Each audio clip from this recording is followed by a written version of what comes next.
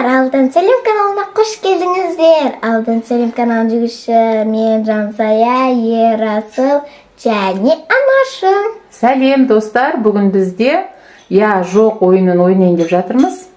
Ерасыл және Жансая қоймады, осы ойынды қатты ұнатты. Біраз болды айтып жүргендеріне. Ал енді қазір бастаймыз. Екеуіне сұрақ қоюшы мен болам, екеуі жауап береді. Ал оған қазір сіздер қазір құлаққа мына наушниктерін тағамын. Аялаға берген сыйлық. Бұны енді көбінесе шынын айту керек, бұны Жансая пайдаланады. Қоса қой. Музыканы қостық, барынша кәдімгі колонканың дауысы сияқты қатты шығады. Бұны құлағына таққан адам мүлдем ештеңесі естімейтініне мен сенімдімін. Өте қатты дауысы. Бұларға қызық сұрақ дайындадым. Сұрақтан бұрын уәде. Біз сәл ерекшелеу болады. Өйткені екеуі кішкене еркелеу. Сол уәделерін құлақтарына наушник таға отырып, мен уәделерін алып алайын деп тұрмын бұл екеуінің. Қазір көреміз. Қайсына я, қайсына жоқ деп жауап беретін көретін боламыз. Ал бастаймыз. Кеттік. Ал біз бастаймыз. Ерасыл, музыканы қос. Жансая естіліп жатыр ма? Жансая. Жансая, дайынсың ба? Я. Ал кеттік. Уәдесін алып алатын болдық біз Жансаяның. Сенің жасың 8-де ма? Я. Дұрыс. Саған ағылшын тілі ұнай ма? Жоқ. Науғақтан біліп қой. Я жоқ деп. Так, ағылшын тілі курсына қатысқың келе ма? Жоқ. Естіп жатыр ма? Естіп жатқан жоқ па? Жансая? Я. Жансая. Сен шашың қып-қысқа балаға ұқсайсың. Жоқ. Мынау деген естіп жатқан сияқты менің ойымша. Ал кеттік. Мектепке анаң шығарып салмай-ақ кете беретін боласың ба? Я. О! Бір плюсик. Өйткені Жансая үнемі отырып алады, мені мектепке шығарып сал, бір өзім бармаймын деп. Ал ешкіні сауып үйренесің ба биыл? Жоқ.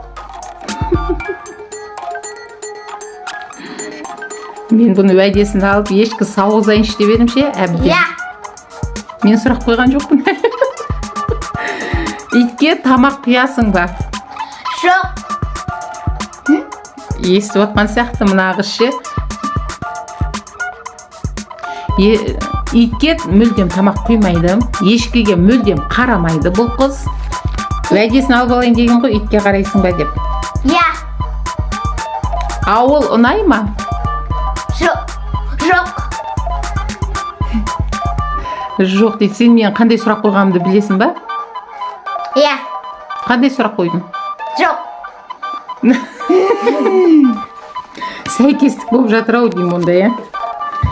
Так, ауыл шынында да ұнамайды бұл қызға. Ыдысты уақытылы жуасың ба? Я. Ой, рахатына, Ерасыл, бір плюсик ұрып қой. Қазір мынаны шешкеннен кейін мына уәдеңді алып алғанбыз дейміз. Жоқ. Жоқ, мен әлі сұрақ қойған жоқпын, Жансая. Альбинаны дүкенге жиі апарасың ба? Я. Апарасың. Үнемі дүкенге жұмсаса, Альбинаны жылатып тастап кетеді бұл. Жансая ше? Жоқ. Қашып кетеді. Жоқ. Иә, сен сондайсың. Ерасыл мен Аялаға өз заттарыңды ұстауға рұқсат бересің ба? Я. О! Осы жерге плюс ұрамыз. Бізде үйде көбінесе ұрыс осы Жансаяның заттарын ұстап қоюдан басталады ғой. Заттарына бір адам ұстатқызбайды. Қаларыңды әке берген копилкаға жинайсыңдар ма? Я. О!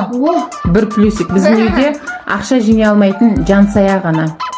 Бересің, жаратып тастайды, бересің, жаратып тастайды. Әкесіне тағы копилка алдыртып алған ғой, бір ақшаны қатты жинайтын адам ұстап. Жақсы болды. Бұл жерге мына уәденің қасына плюсик ұрып қойдым. Сен бұдан былай таңғы асқа сүт ішесің ба? Жоқ. Жоқ. Ой, тұрмай, мынау ше кей сұрақтарды естіп атқан сияқты. Сүт мүлдем ішкізе алмаймыз бұл қызға. Сүт ішпейді. Я. Мен соны айтып жатырмын, дұрыс айтып жатырмын ғой, сүт ішпейді бұл қыз. Магазинге анаң жұмсаған кезде қыңырланбай барып тұрасың ба? Жоқ. Айттым ғой, бұл қыз естіп отыр, бұл қыз ше. Магазинге жұмсау өте қиын бұл қызды ше. Біліп алыңдар. Біздің Жансаяны магазинге жұмсау өте қиын. Бармайды мүлдем. Барған күнде де Альбинаны жылатып тастап кетеді ғой. Алып кете саш, қасыңда таза ауа жұтып қайтады десең, апармайды. Ал енді біздің Жансая шашликтің фанаты дейміз ба, не дейміз? Жансая шашлик жеуді азайтасың ба? Жансая, саған сұрақ қойдым. Шашлик жеуді азайтасың ба? Жоқ. Мынау ше, точно естіп отыр мені, Ерасыл. Ерасыл қасында музыка қойып отыр ғой, соған көзімен ымдап қояды, не айтып отыр деп. Бұл қыз шашлик жей береді ғой, жей береді барған жерінде. Так, шашлик жеуді азайтпайын деді. Сонда мен бұл қызға 15 сұрақ дайындадым. 15-дің үшеуі нақты сұрақ, жасың нешеде деген, қалған 12-сі уәде тұғын. Уәдесін алып алайыншы, мен осы құлағына наушникті тағып қойып, уәдесін алып алам деп ойлаған едім. Болмай қалды. Сондағы 3-ақ уәдесін алдым, қалған бәрін естіп отқандай жоқ деп жауап берді бұл қыз ше. Жол болып кетті.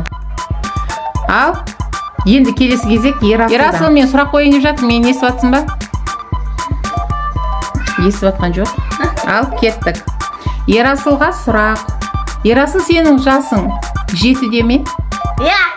Бірінші сыныпта оқисың ба, 11-де ма? 1? Я. 11-ші сыныпта оқисың ба? Ерасыл деп басты иземейміз. Я, жоқ. Жоқ. Естіп тұрмай. Математика ұнай ма? Жоқ. Ұнамайды. Әсетпен таласқаныңды қоясың ба? Жоқ. Мынау естіп тұрау демше. Үнемі Әсеттің үйіне барса да, осы жаққа келсе де, өткенде айтқан болатынбыз, Әсет 1 жас үлкен ағасы. Екеуі тете таласап та жүреді. Бірінші уәдеміз осы еді, Әсетпен таласқаныңды қоясың ба дейміз, жоқ деп жауап берді. Демек бұл әлі таласқаның үстіне таласады. Ерасыл, екіншісі кетті. Жұмсаған жерден тез келесің ба? Я. Ой, молодец, мына жерге плюсик ұрып қояйын. Оны мен өткенде магазинге жіберіп, жарты сағат күттім ғой мен бұл баланы ше. Не болып кетті деп артынан шықсам, қаратсыз ойнап кеткен ғой балдарымен. Анаңның жасап берген кез келген тамағын сүйсініп жейсің ба? Жоқ. Екінші саған тамақ істеп бермеймін мен. Өзің істеп жейсің. Үнемі осындай тамақ істейміз. Бұның жейтіні тек лаваш қой. Лаваш істеп бермейсіз ба? Мен лаваш жақсы көремін. Гамбургер істеп беріңіз. Гамбургер жеймін. Сорпа ұнатпаймын. Палау істеген күні сорпа жақсы көріп қалады да, палау жемейді ғой. Ал кеттік. Көшеге достарыңмен ойнағанды азайтасың ба? Азаннан кешке дейін бұл бала далада жүреді. Я, жоқ. Я. О, екінші плюсик кетті. Жақсы, тамаша. Жеңіс мен жақта болайын деп тұрған сияқты. Жансаяның заттарына себепсіз тиіспейсің бе? Жоқ. Молодец. 4-ші плюсик кетті. Өйткені бұл Жансаяны әдейілеп жылатады кейде. Заттарын шашып кетеді, ұстайды, тығып қояды. Айттым ғой жаңа, айтып өттім ғой, Жансаяны заттарын рұқсат ұстаған нәрсе қатты ашуландырады біздің үйде. Ой, ұрыстың жартысы, таластың жартысы содан. Кеттік. Телефонда аз отырасың ба? Жоқ. Осы жер маңызды еді маған ше. Телефоныма тыныштық жоқ қой. Көшеге жібермей, ұрсып шығармай қойсаң, телефонды алып қояды. Азаннан кешке дейін телефон бұл баланыкі. Минус, бұл жерде уәдесін ала алмады. Бургер жеуді азайтасың ба? Я, жоқ.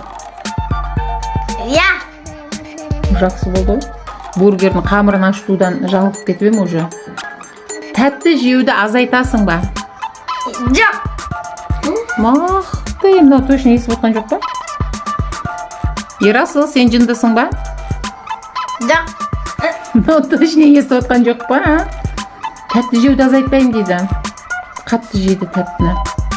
Өскенде ата-анаңа қарайсың ба, балапан? Жоқ. Бүгіннен бастап мен де саған қарамаймын онда. Сенің қалауыңды орындамаймын, ренжідім саған. Жоқ деп жауап бере салды ғой. Айран ішесің ба? Біздің үйде айран ішпейтін бала осы. Қыздардың бәрі айран ішеді, Ерасыл ішпейді. Айран ішесің ба? Ішіп үйренесің ба айранды? Жоқ. Ты, сол күй ішпейсің, е? Әкең мен анаңды жақсы көресің ба? Тағы да істеші. Тағы да істеші жанағыңды. Жоқ. Не дейді мынау? Көрдіңдер ме? Қалай жауап бергені? Дей салды ғой. Мама, сіз 18-десіз ба? Маған сұрақ дайындап қойды, бұлар өзінше ал. Сіз 18-десіз ба? Сұрақ қойып атсың ба, Жансая? Я. Я. Сіздің 5 балаңыздың ішінен мені жақсы көресіз ба? Жоқ. Ерасылды жақсы көресіз ба? Я. Сіз Аяланы жақсы көресіз ба? Я ма жоқ па? Жоқ. Сіз Альбинаны жақсы көресіз ба? Я ма жоқ па? Аузың жыбырлап тұр ғой. Қойдың ба сұрақ? Я. Сіз Мұхаммедті жақсы көресіз ба? Жоқ. Аялаға күшті ойыншық әпересіз ба? Жоқ. Ерасылға күшті ойыншық әпересіз ба? Балдарский. Я. Әкеме жылап мен ал деп тиіп ағансыз ба? Я. Сіз сыйлық алғанды жақсы көресіз ба? Я. Әкем сізге құрбаға алып берсін ба? Я. Әкемнің жасы 18-де ма? Я. Сіздің жасыңыз 70-де ма? Я. Әкем бәрі өз тиіп ағын екен тұқым. Достар, біздің я жоқ челленджімізді көрдіңіздер. Шыны керек, маған Жансаяның дайындап қойған сұрақтар мүлдем ол ойласқан жоқпыз. Бұлар сөйтсем мені ол ойынға көндіре алмай жүргендері осы сұрақтарын дайындаған екен ғой. Енді арасында қырқып алып тастаған жерлері бар, өйткені бір сұрақты 2-3 мәрте қайталап қоя берген. Ол енді сіздердің іштеріңізді пісіп жібермесін деп қырқып осы жерлерін алып тастадым. Бірақ негізгі сұрақтарға тиіскен жоқпын, оны өздеріңіз де көрдіңіздер. Маған күтпеген жағдай болды. Екеуінің сұрақтарын қойып болып, ал болды міне бітті челлендждерің десем, жоқ мама әлі біткен жоқ. Енді сіздің кезегіңіз деп мені отырғызып қойып, құлағыма наушниктерін тағып қойып, сұрақтарын қойды. Енді өзімізге қызық болды. Қайта күліп алдық. Сұрақтарын болғаннан кейін оқытып видеоны қосқан кезде әбден күлдік. Сіздерге де ұнады деп ойлаймыз. Біздің каналымызға тіркеліп, жас ютуберлерді қолдап, қазақша каналдарды қолдап отырыңыздар. Сіздерге рахмет айтамыз. Иә, бізді қолдаңыздар, лайк басып, каналға жазылып, қоңырауын басыңыздар. Өтінемін бізді қолдаңыздар. Және тағы айтатын нәрсе, бізге қандай тағы челлендждер түсірейік? Комментарий жазып кетіңіздер. Біз оны қарастырып көреміз. Арасында ұнағандарын алып түсіруге тырысамыз. Иә, сау болыңыздар.